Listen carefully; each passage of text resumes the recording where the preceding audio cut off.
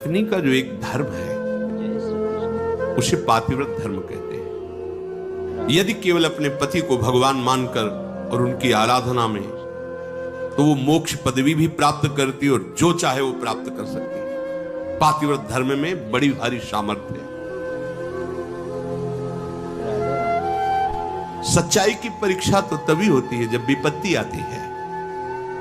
तुम धैर्यवान हो, तुम धर्मात्मा हो, तुम हमारे मित्र हो या तुम हमारे अर्धांगिनी हो, इसका परिचय तो तभी मिलता है जब विपत्ति हो।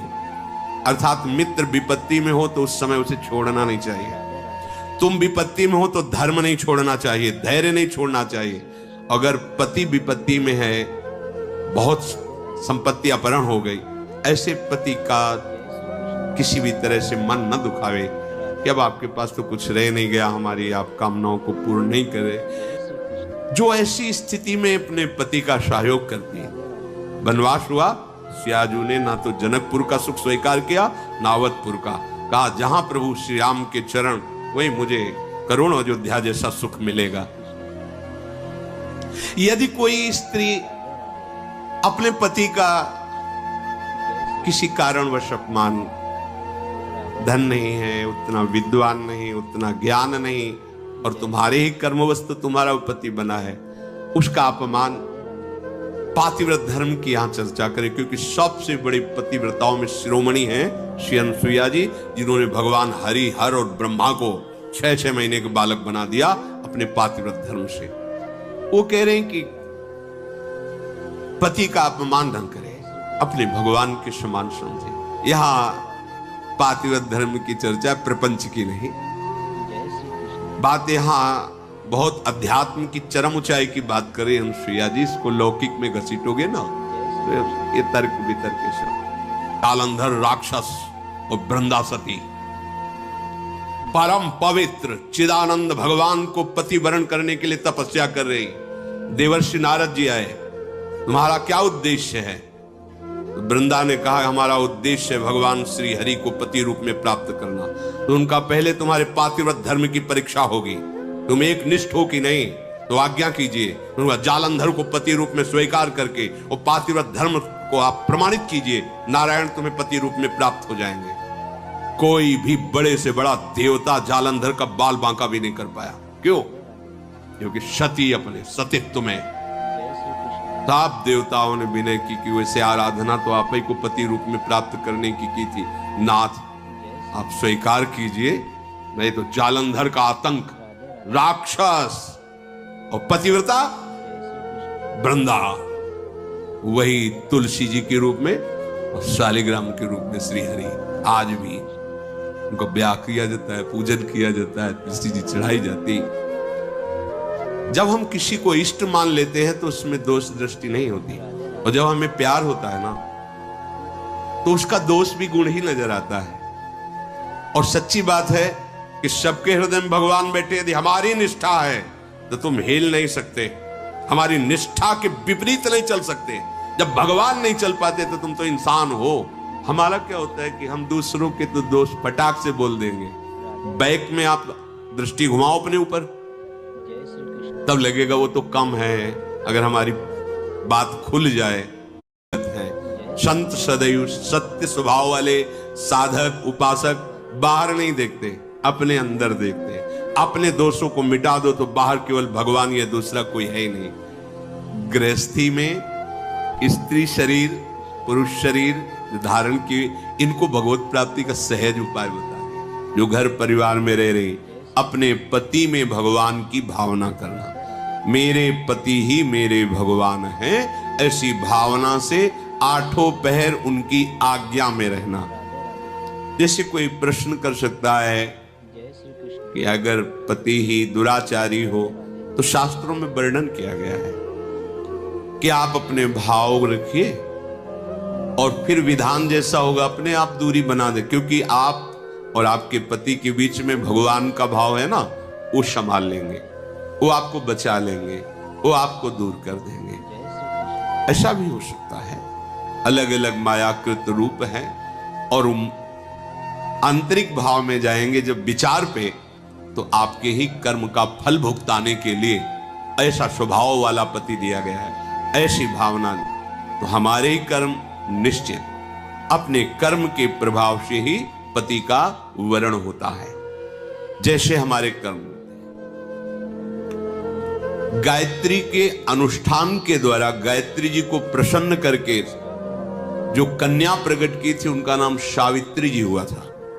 बहुत ही तेजस्विनी राजकुमारी थी। जब वर वरण की बात आई तो उनके पिता ने आदेश किया कि तुम स्वयं घूमो मृत्युलोक में और जो तुम्हें वर पसंद आएगा उसके साथ ब्याह कर दे। मंत्री और विशाल सेना साथ राजकुमारी थी वर वरण के लिए। स्वयं तुम देखो, बहुत राजकुमारों को देखा, मन में ही नहीं आया। जंगल से गुजर रही थी, देखा एक लकड़हारा लकड़ी काट रहा है, दृष्टि गई, देखते ही लगाए मेरे प्राणपति, रुक गई। मंत्री से कहा आदर से इनको नीचे उतारो। वो तो क्या अपराध बन गया, सैनिक घेरे हुए, राजमंत्री। हाथ जोड़कर राजकुमारी ने कहा मैं आपको पति रूप में वरण करती हूं। उनका आप नेत्र हैं आपके, आप देख पा रहे हैं मैं कौन हूं। लकड़ी काट के बेचता हूं और अपने माता पिता की सेवा करता हूं। मेरे पास रहने का ठिकाना नहीं, खाने का। वो आपका राज वैभव का प्रभु, मैं राज वैभव को पति नहीं बना रही हूं, आपको पति रूप से वरण। मेरा मन मान गया है, मेरा मन राजी हो गया है आपको देख के, आपके सौंदर्य को, आपके गुण को, आपके घर को, आपके वैभव को देखकर मैं पति नहीं बना रही, मेरा मन मान गया है। आपके माता पिता कहाँ है? बोले जंगल में एक झोपड़ी में विराजमान है। ठीक है, पूरी जानकारी ली, वापस लौट। जब वापस गए तो वहां बैठे हुए थे देवर्षि नारद जी। आओ बेटी। राजा ने कहा वर वरण किया? हाँ। पूरी बात बताई। देवर्षि नारद जी ने कहा नहीं नहीं नहीं, गलत हो गया। तो बोले आप यही देख के तो कह रहे होंगे ना कि घर नहीं है, संपत्ति नहीं है, तुम राजकुमारी हो, कैसे निर्वाह होगा? ये सब मैं जान रही हूं, नहीं है उनके पास। बोले नहीं, एक बात और है, वो ज्यादा दिन जीवित नहीं रहेंगे। 1 वर्ष में उनकी मृत्यु का योग है, वो मर जाएंगे। बहुत है, ये देखो, निष्ठा देखो, बहुत है 1 वर्ष। अगर मैं एक दिन भी उनके नाम का सुहाग भरने को पा गई तो आज जीवन निर्वाह कर जाऊंगी उनके लिए। नारद जी बहुत प्रसन्न। उन्होंने कहा एक बार जिसका वरण कर लिया बस।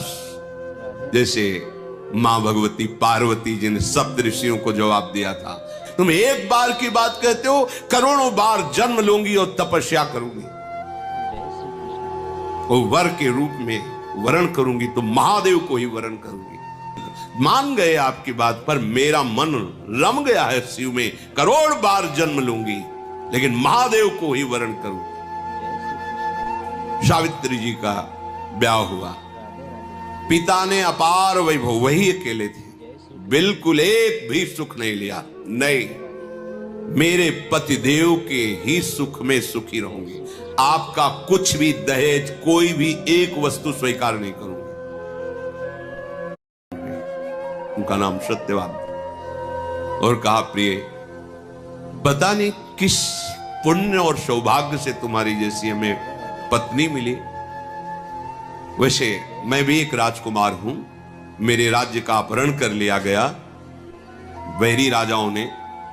मेरे माता पिता वयोवृद्ध थे, उनको लेकर मैं जंगल भाग आया हूं और वास कर रहा हूं। पर मैं तुम्हें कैसे, उनको ये पता नहीं कि मैं 1 वर्ष की आयु, लेकिन सावित्री जी को पता है, मैं तुम्हें कैसे सुख प्रदान कर सकूं। बोले भगवान, बस आपकी चरण सेवा करके आपको सुखी देखकर मैं परम सुखी रहूंगी।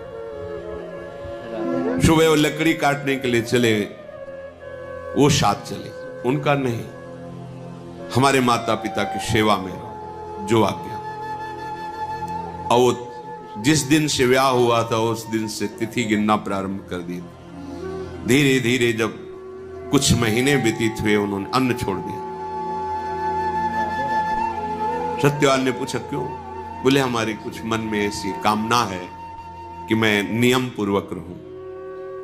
कुछ समय व्यतीत हुआ, जल छोड़ दिया, वायु पी करके केवल मंत्र जाप करते हुए कि पति का शरीर छूटा, मैं अपना शरीर रखूंगी नहीं, छोड़ दूंगी।